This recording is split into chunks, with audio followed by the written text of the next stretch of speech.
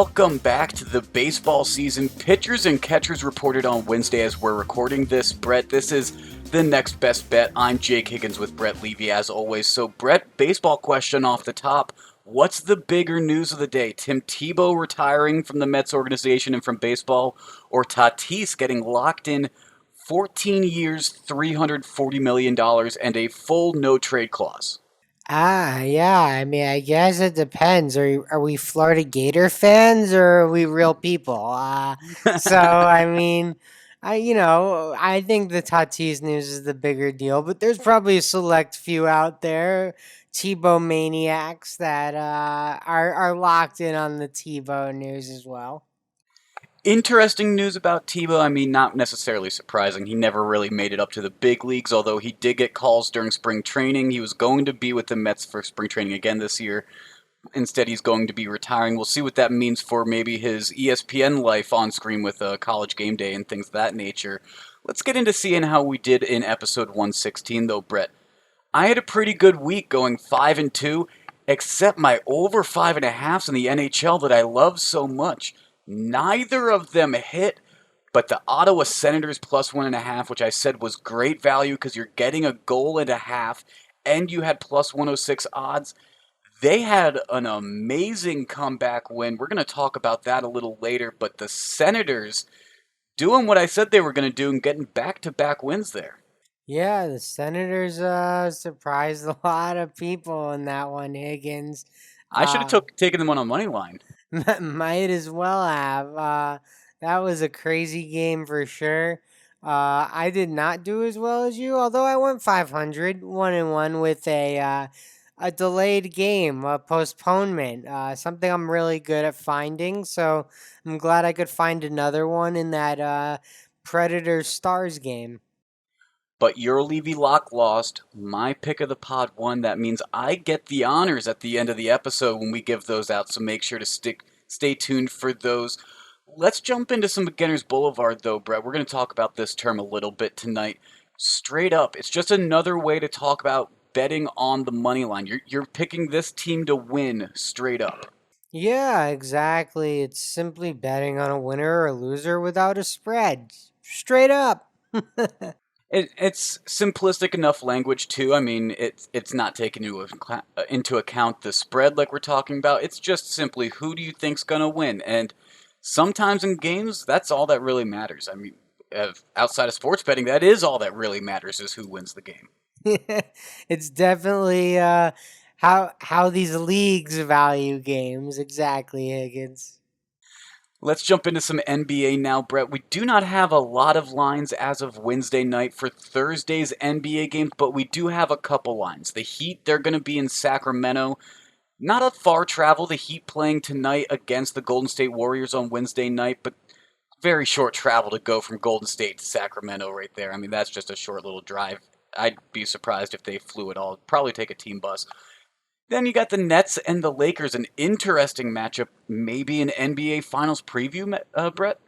Yeah, definitely a real possibility of a finals preview. Although no Anthony Davis in this one, so people will be upset. Probably no Kyrie Irving, depending on how his back is.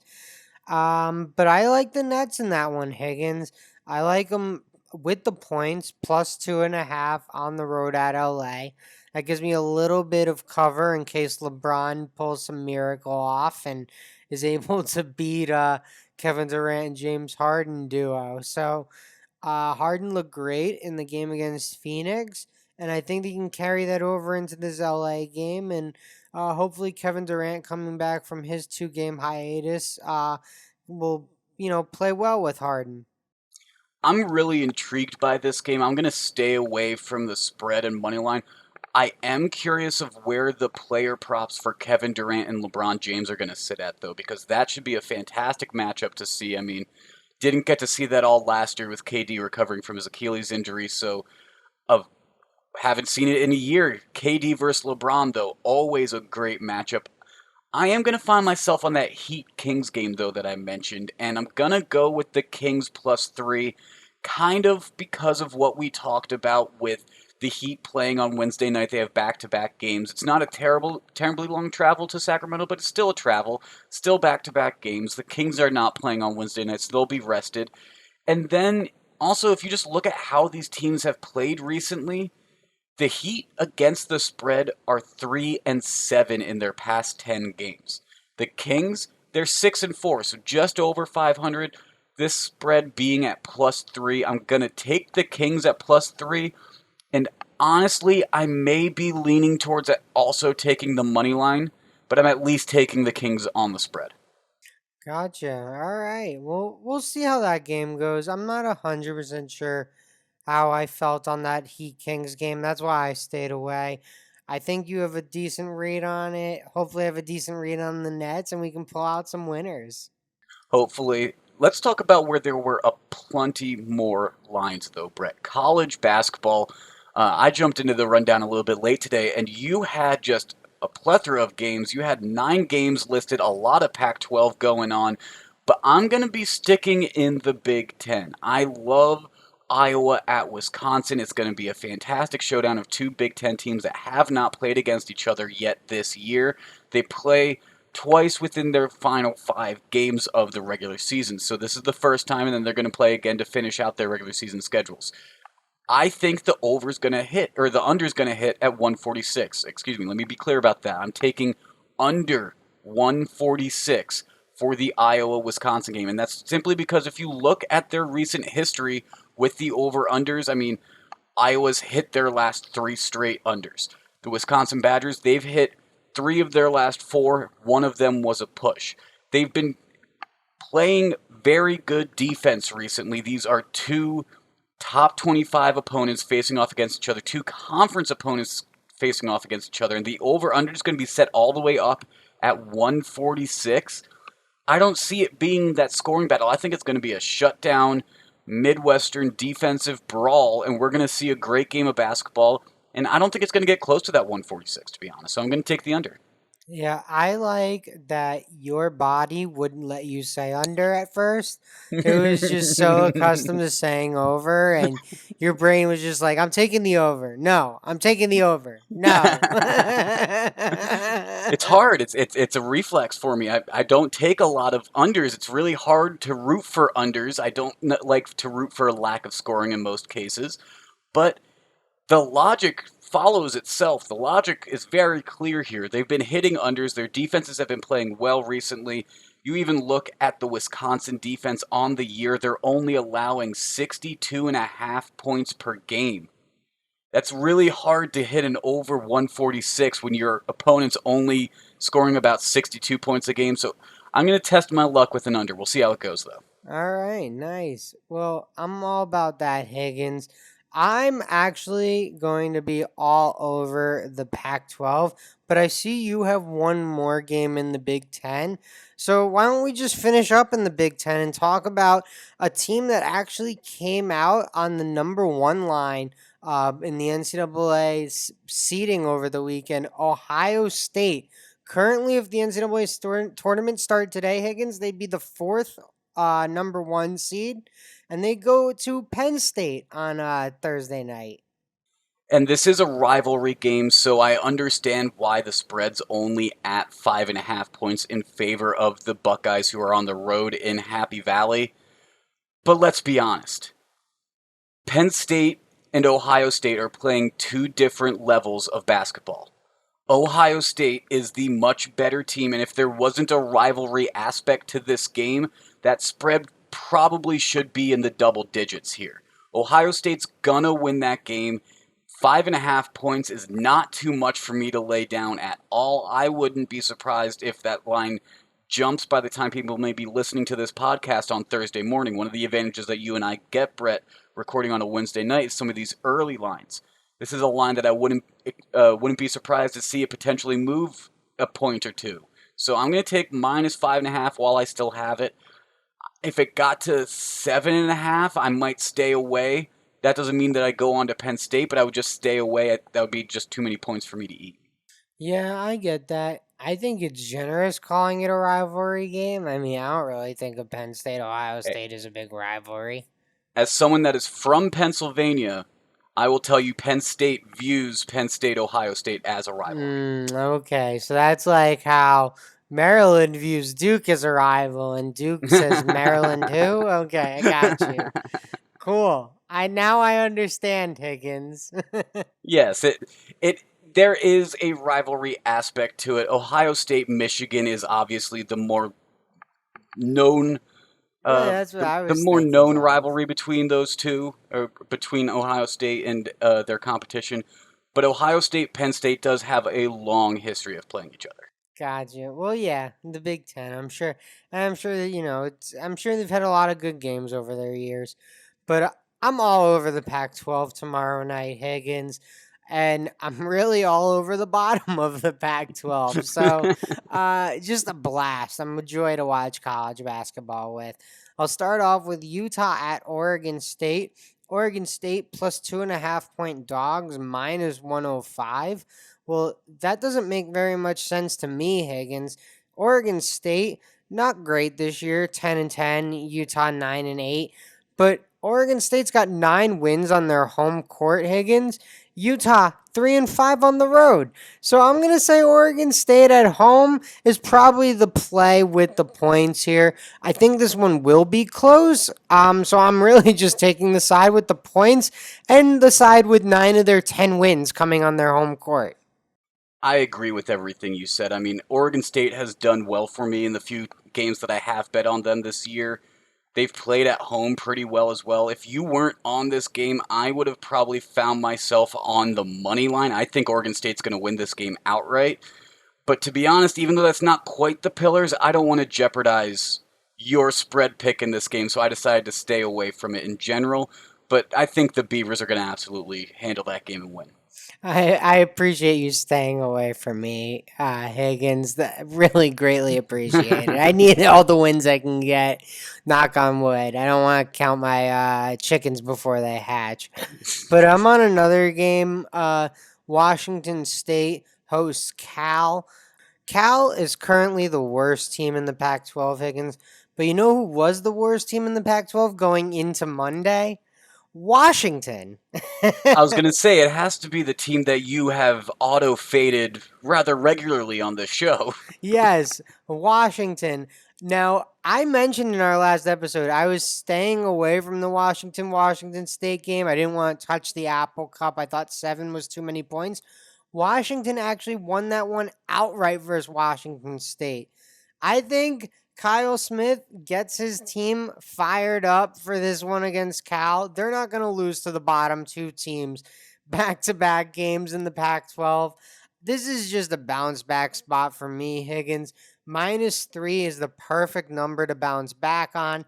Cal is the perfect team to bounce back on. I just love this spot for Washington State. It has nothing to do with Washington State being a great team, but they have 6 wins on the year compared to these Washington Huskies and Cal Golden Bears who have a combined 6 wins on the year. So clearly they're just a step above them. You're a bold man betting on losing basketball. I could never. I could never. I love losing basketball games. You know why? Because no one else is betting on them, so there won't be any line movement. There's just no consistency for me, so it's picking out of a hat in a sense of who's going to win between two losing programs. Most of the time, I end up finding myself staying away. But I mean, you're right. It should be a bounce back game. You just lost your rivalry game that you were favored to win, and now you have a home game against the other bottom feeder in your conference. Everything you said makes sense for it to be a bounce back game. Yeah, and you know what, Higgins? I'll do you a favor. I'll pick a winning team against a team that's riding a little high right now. Washington just beat Washington State in what I called could be their biggest game of their season. So now is a letdown spot for Washington. Stanford -10.5 at Washington. I don't think Washington has a chance in hell in covering this game, Higgins. I think they're going to be feeling good. They just were 7 point dogs, beat Washington State outright, beat their rivals. This is the best they've felt all season. Stanford's going to come in there. They're a good team, and they're going to take care of business. I think That makes sense. Thank you for picking a winning team against your auto fade team. I appreciate that. That makes me feel a little bit better. Stanford should absolutely win that. Another Pac-12 game that I looked at, I couldn't really pick out how I felt about it was the Colorado-Oregon game. When these two teams played last, it was in Colorado, and Colorado won 77 to 72.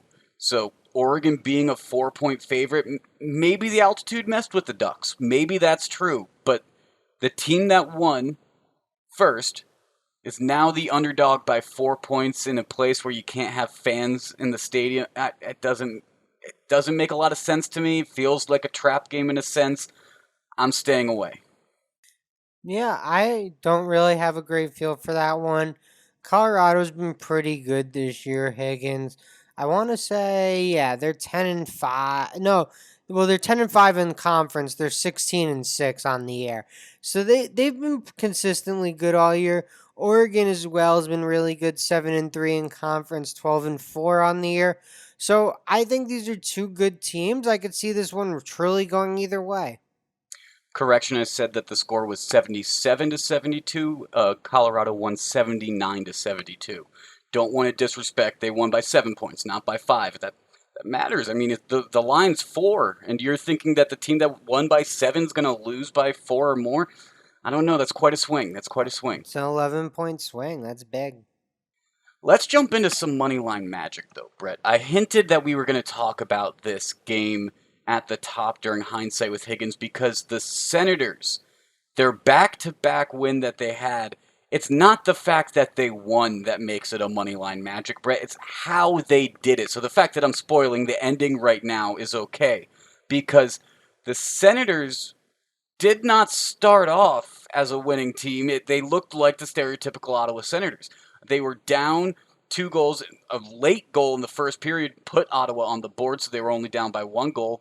But then Toronto scored 3 more in the second period, and if it wasn't for a goal with 9 seconds left in the second period, the Senators would have been down by 4 with only 20 minutes to play. Instead, they got a break. I mean, they scored with 8.4 seconds left for that win against the Jets a couple nights before that.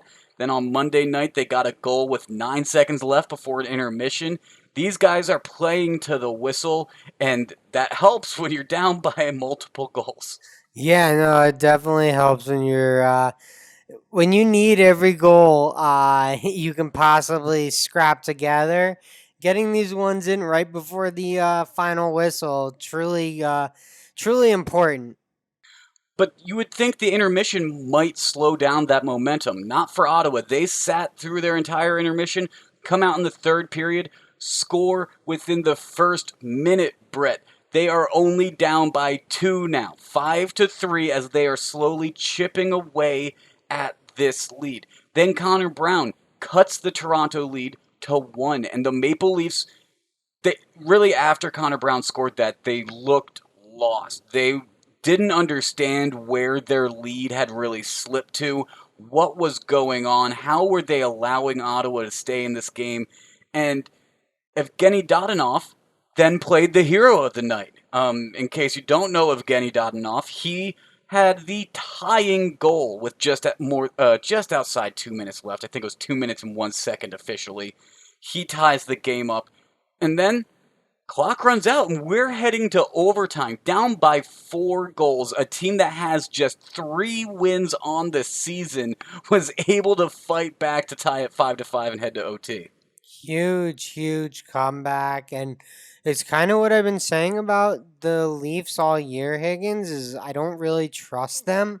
I think they're a little soft, and I think this is a great example of what I'm talking about. This is it. This is what I've been preaching. It finally came to fruition. Of course, this game goes to overtime. Just of course it does. And like I said, Dodonov played the hero for the night. You don't think he's gonna get that top star, the number one star, with just 1 goal to send it to OT, do you? No, he needs the game winner as well. Halfway through OT, Dodonov makes the goal, just the fourth win of the season for the Ottawa Senators, and it's their first back-to-back wins of the season. these two teams are back at it again as we're recording this right now, Brett. So is there enough energy in the room for it to potentially happen again? I mean, I don't think so. Toronto actually looks like it did go final as we were reading this. Toronto won 2-1, but woof, Well, Toronto should win by more than that. don't worry, Higgins. They get to play again on Thursday. They get to play again on Thursday. So Ottawa could do it again on Thursday night, even though they couldn't do it on Wednesday. Well, maybe they'll get a ship to them from Ottawa to Toronto where they're playing or something. Maybe they use some FedEx office because a new year brings a new beginning.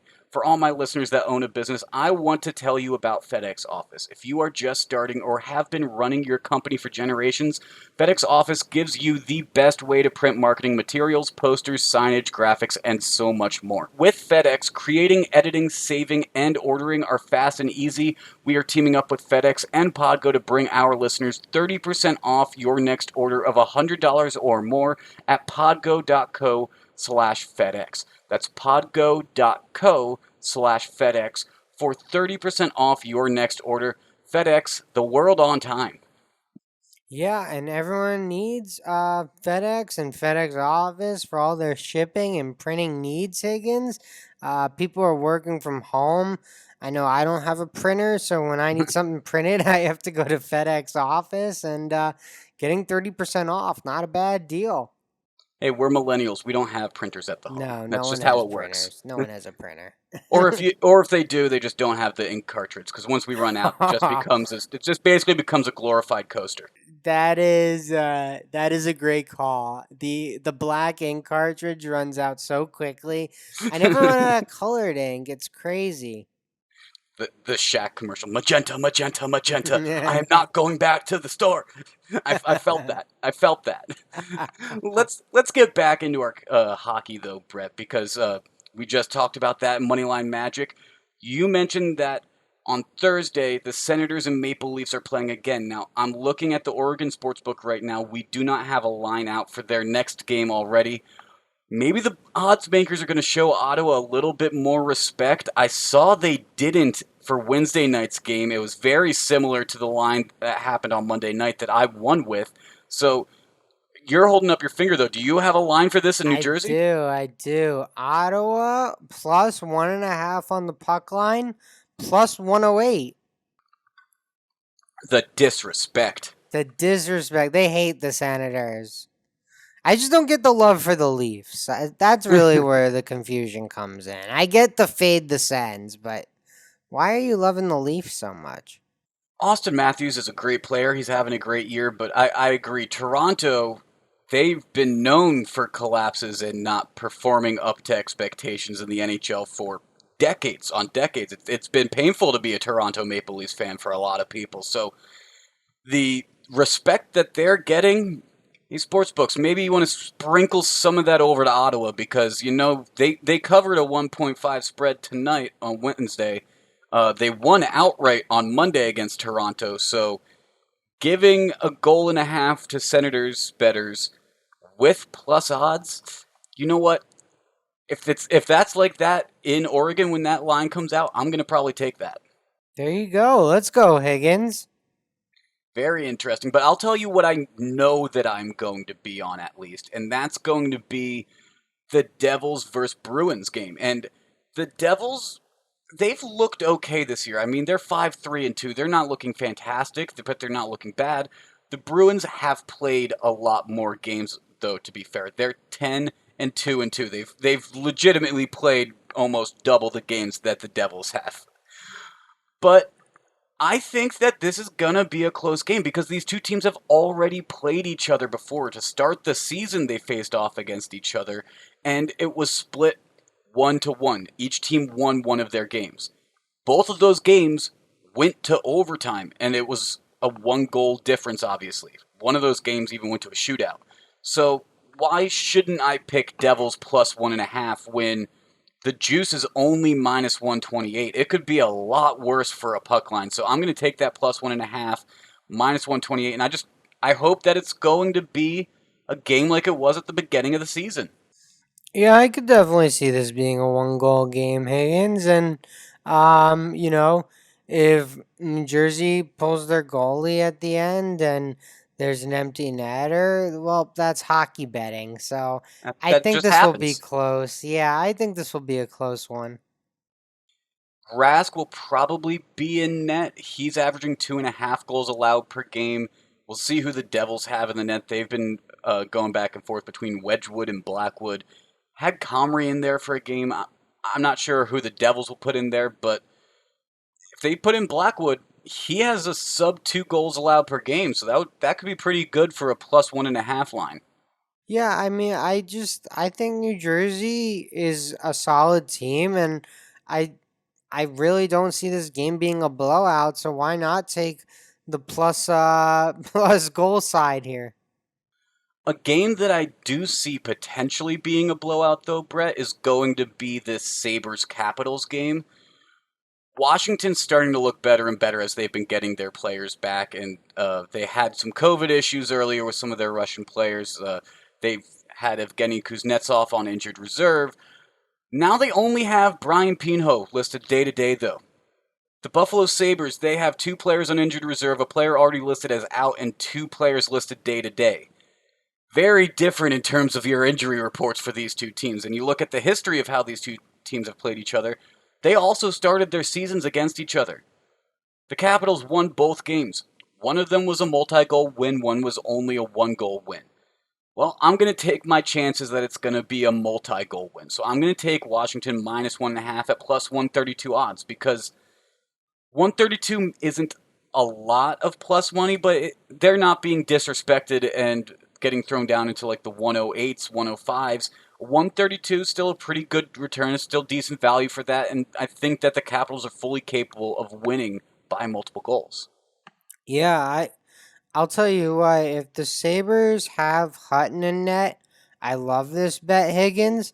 If they have Olmark in net, I like it a little bit less, but I definitely think the Capitals have the offense to put any game out of reach. So, taking them minus 1.5 is never a crazy play to me. Hey, you actually just mentioned something great. Hutton was the goalie that was in net when they lost by more than 1 goal to Washington to start the season. When they had Allmark in net, that was the 1 goal game. Hutton started most recently against the Islanders, though, so we'll see who's going to be the netminder in that game. It'll be interesting, though. But there you go. I gave you 2 picks, possibly 3, depending on where that Ottawa Senators line's going to be in Oregon when that comes out for me out here. I'll make sure to post on our social media about that. I'm trying to get better with that again, guys. I'm sorry if I've slacked on that a little bit, but we do post picks in between episodes. So if you want to know what we're going to be on for Friday's games or for Saturday's games or Sunday's games, make sure to follow us on our social media at MBBPod on Twitter, at Next Best Bet on Instagram, and the Next Best Bet Facebook page and YouTube channel. Brett, before we get out of here, let's talk about some Australian Open because we have the semifinals going on Wednesday night, so we don't have any lines to really talk about, but this is when things are getting interesting, and maybe we can start making some predictions. I mean, Rafa got knocked out. So does that clear the way for Djokovic to just take it? I mean, we've seen Medvedev having a great time down in Australia as well. And then for the women, I would be surprised if, I mean, we have Osaka versus Serena Williams going on shortly after we're going to be done recording this, Brett. That starts at any minute now, basically. And I think whoever wins that match is going to win the Australian Open finals, to be honest. Yeah, I think you're probably right there on the women's side. Although Jennifer Brady, she's looked pretty good and she took care of Pagula, which was kind of funny. Higgins, I saw online people were saying, of course, a Brady knocks out a Pagula. So a little bit of a football joke there, and I can appreciate that as someone who has been beaten by Brady's very much in their lifetime. So Not that's a you very though. good. Not No, you though. You have a pretty good record against Brady's. it's part of why I was a Brady hater for so long, and I had to formally, after he won his 7th ring, kind of back down and say, okay, he's probably the GOAT. But where does that put Eli? I mean, if Tom Brady's the GOAT and Eli's 2-0 against him in Super He's Bowls, David. He's he's, David. That's very fair. That's very fair. Like I mentioned with our social media, though, uh, make sure to follow us on there. I'll post my women's and men's Australian Open finals bets on our social media because I will be betting on both of those matches. We just don't have those actual matches yet to talk about any lines or anything like that, so we'll see. Before we get out of here, though, Brett, let's talk about our Levy locks and pick of the pods. And like I said at the top, I won mine last episode. You did not, so we've been having the habit of either both of us win or both of us lose. We have some clear honors this time. I've got the honors. I'm proud of you, Higgins. Go tee it off. Hit it right down the middle. All right, well, I am going with my Ohio State minus 5.5 pick here. And like I said, if it wasn't for the fact that these two are neighboring states, they are in some senses rivals, maybe not the biggest rivals considering Ohio State and Michigan. They still do not like each other. There's still plenty of history. This line probably should be in the double digits, though. Ohio State minus 5.5 is my pick. And the magic number that Ohio State is going to need to hit is 73 points scored, Brett. They are 16 and 0 on the season when they score 73 or more points in a game. Wow, that So, is a good number. so if Ohio State can score 73 points, that smells great. And you know what? Penn State's averaging 72.5 points per game. So maybe their defense just has to do a little bit more work, extend that to get the spread. But I like the minus 5.5 pick. I really do. I think that this line should be in double digits. Like I mentioned, Ohio State minus 5.5. That's going to be my pick of the pot. All right, I like it. And sticking in college basketball, my Levy lock, excuse me, is going to be Washington State -3. I like this is a bounce back spot for the Cougars. They got beaten their last game by the Washington Huskies, who going into that game were the worst team in the Pac-12, and they get to come back and play the now worst team in the Pac-12, the Cal Bears. So Washington State -3. Go get this dub, Kyle Smith. I caught that slip. I caught that slip. You tried calling it your pick of the pod. The second I get hot, you want to call it the pick of the pod, not the Levy lock. I get it. I see how it goes. Exactly. I needed some of the magic to rub off on me. All right. Well, like I said, we're going to have picks for Friday's games, Saturday's games, and Sunday's games when we have the lines out. So make sure to follow us on our social media where we'll be posting there as well. At NBB Pod on Twitter, at Next Best Bet on Instagram, and the Next Best Bet Facebook page and YouTube channel. Let us know. Should we be starting a TikTok channel? I don't know. I'm flirting with the idea, Brett. I'm flirting with the idea. Who knows where we get with this? It has been episode 118 of the Next Best Bet. For Brett, I'm Jake. We'll talk to you guys again after the weekend.